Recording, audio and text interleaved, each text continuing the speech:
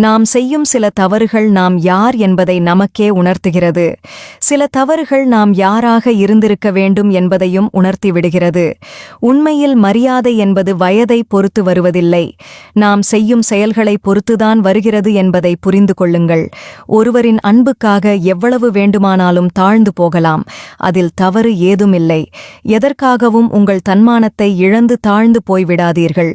உண்மையான அன்பு ஒருபோதும் யாருடைய தன்மானத்தையும் சேதப்படுத்த நினைக்காது என்பதை புரிந்து கொள்ளுங்கள். மெதுவாக பேசுங்கள், அது உங்கள் ரகசியங்களை பாதுகாக்கும். எப்போதும் நல்ல எண்ணத்தோடு இருங்கள், அது உங்கள் நடத்தையை பாதுகாக்கும். நீங்கள் ஒருவருக்கு பயனற்றவராக கூட இருக்கலாம், ஆனால் உங்களை நன்றாக புரிந்து கொண்டு உங்களை மட்டுமே நேசிக்கும் ஒருவருக்கு நீங்கள்தான் விலை மதிப்பற்றவர் என்பதை உணருங்கள்.